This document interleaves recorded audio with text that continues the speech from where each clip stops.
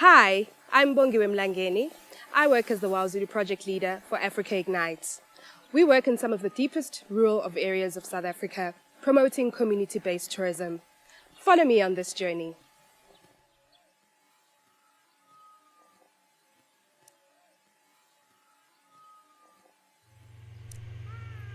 What we do is we do feasibility studies and situational analysis into popular tourist destinations, but where the communities are not currently directly benefiting from tourism. So we scout each area to look at the potential of what is there and then package those into half-day and full-day tours, whereby 80% of the income goes directly back to those community members.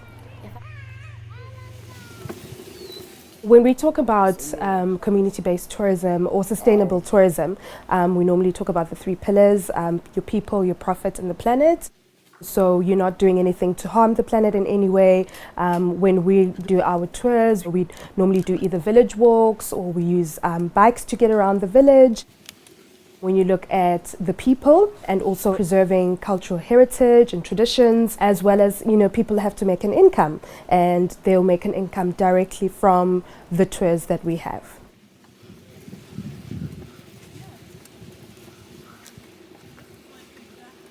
Use as our picnic place. It's like a park. As some people would know, South Africa went through a painful period of apartheid where, the indigenous people of South Africa were marginalized and were pushed away and were made to feel less than worthy of being allowed to live in their own country. So they lost their sense of self.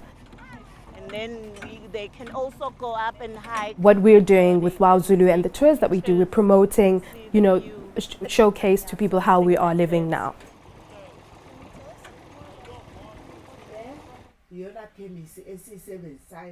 I believe that through WOWZULU, we are preserving indigenous knowledge.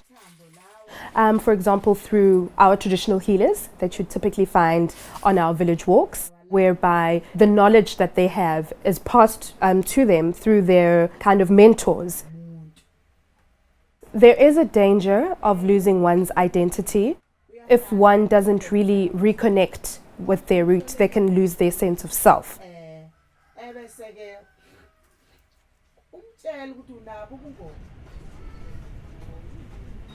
At Africa Ignite, we focus on three areas, and that is craft, that is youth development, as well as community-based tourism. So within the model of community tourism, it actually brings all those aspects together. With the craft at our marketplaces, we sell both local and what we call our core range of craft, which is sourced all across our province of KwaZulu-Natal, but is all handmade, so nothing has been imported from other areas. And we also employ youth to run these marketplaces or these shops.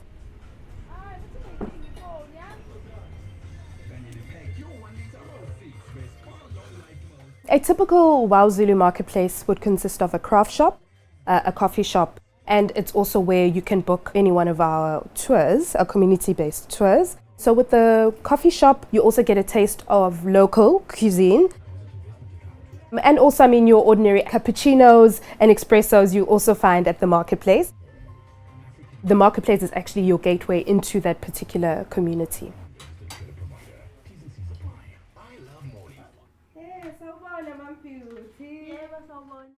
When we talk about craft, it's usually handiwork that is made either with glass beads, and that is quite prominent all across our province of KwaZulu-Natal. And then you also will see a lot of grass work in the form of baskets, trays, sleeping mats.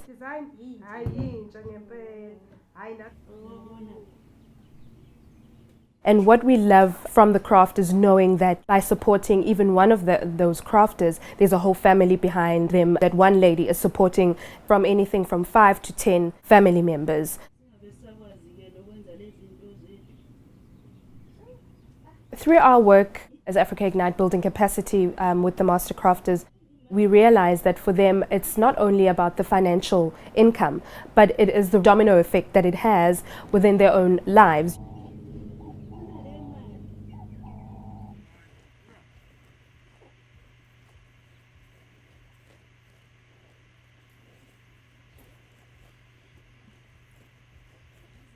In South Africa in general, I mean, we've got a beautiful landscape. It's all hills and valleys. You know, we've got rivers, we've got the beautiful beach, we've got the beautiful game, the wild animals.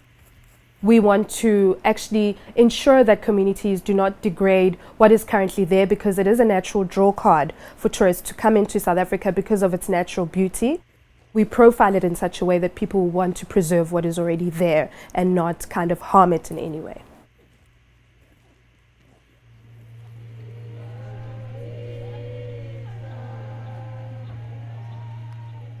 The benefit for tourists coming into these communities is the direct income for them, but also I think it has revived our culture.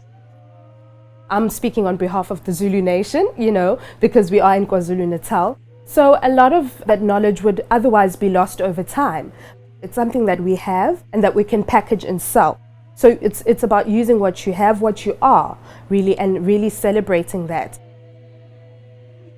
So then for generations to come, that history, it stays alive because of the tourists that come and want to know more about us.